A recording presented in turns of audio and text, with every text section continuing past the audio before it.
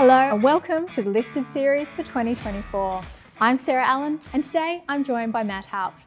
Matt is the Portfolio Manager for WAM Leaders. Matt, welcome. Thank you. So to begin with, you've currently taken a more contrarian view in your portfolio.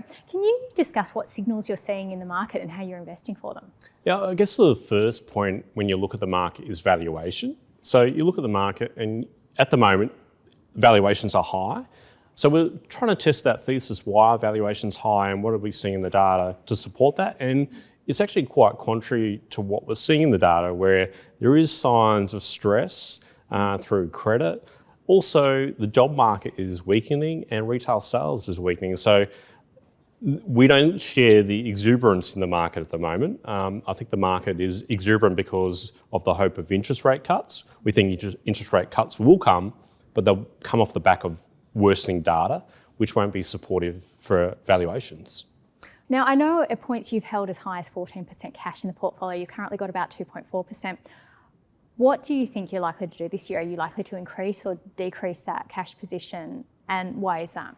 This is really a daily decision. So I could say here cash is going to be 10%, but really it's a function of the data we're seeing. So at the moment, we're running about 3-4% cash in the portfolio. It's really a reflection upon ideas we're seeing in the market at the moment. But if I take a guess now, I think cash will go up. Generally, what we do to take a more defensive stance is do it through sectors, so more defensive sectors. But then if there is no support on liquidity front, we'll actually go to cash as a final step. So to go to cash, that 14% was off the back of COVID when we first saw COVID come through. To do that again, it'd be a severe shock. So like a banking crisis, a pandemic, if we ever get one of those again.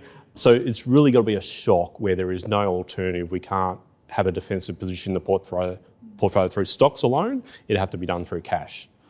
Okay. You recently announced a takeover bid for QV Equities. How do you think it's going to add to the portfolio?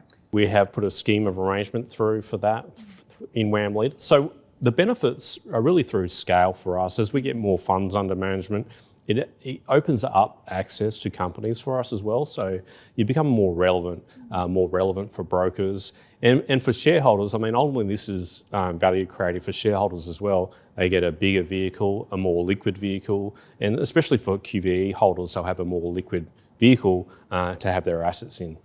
In the latest reporting season, we've seen quite a few companies cut their dividends, like BHP, which is a major shareholding. How are you managing your objective to deliver fully franked dividends for investors in this environment? Yeah, I think it gets back to, the dividend of a listed investment company is really a board decision, and it's a function of dividends we receive from our companies, but also the tax we pay in the vehicle as well. It's got a company tax position. So we get a combination between the two and unrealised profits. So if the fund is making money through performance, you can pay dividends out through that mechanism as well. But I guess it really gets back to the companies we invest in are high quality and they are paying dividends. We don't really invest in companies down the risk spectrum that are not paying dividends generally. So overall, the portfolio is constructed through high quality, but we also have the ability to pay dividends through unrealised profits within the portfolio too. What sectors are you seeing the most value in at the moment? I think one that really stands out at the moment is consumer staples. Woolworths have gone through a few issues in the short term. We've had a change of CEO. You've got the ACCC, looking at that sector. There's a lot of scrutiny there, but we think that sector will perform well. We're looking at Woolworths as one as a potential increase in weight in the portfolio. So I think staples look good.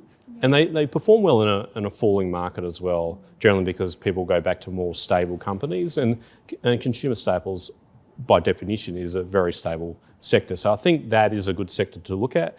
Also, utilities sector is looking okay at the moment. So there's a couple of companies there, Origin, AGL for the high risk people, and APA is another one that looks quite good. If we go into this interest rate cutting cycle, which we think will happen over the next 12 to 24 months, utilities do very well in that cycle. So that is a sector that looks well on valuation grounds now.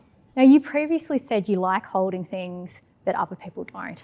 Can you share some examples of some companies that you like at the moment and why?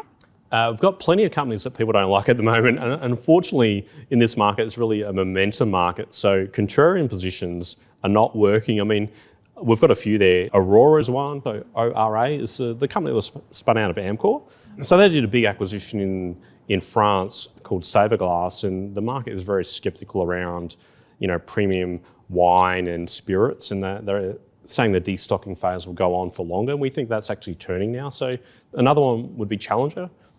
So Challengers, again, people think of a bit of a black box. You've got annuities and backed up by assets where people don't know where they are, and they're all under sorts of pressure. But we think the interest rate cutting cycle provides support for their asset base. So again, I think Challenger is unloved, but eventually we'll find some love. So it could be an interesting year for those three companies. Definitely. Okay, thank you so much for sharing your insights today with us, Matt. Thank you. If you've enjoyed this interview, please subscribe to Livewire Markets and Market Index for more from the listed series. Thank you for watching.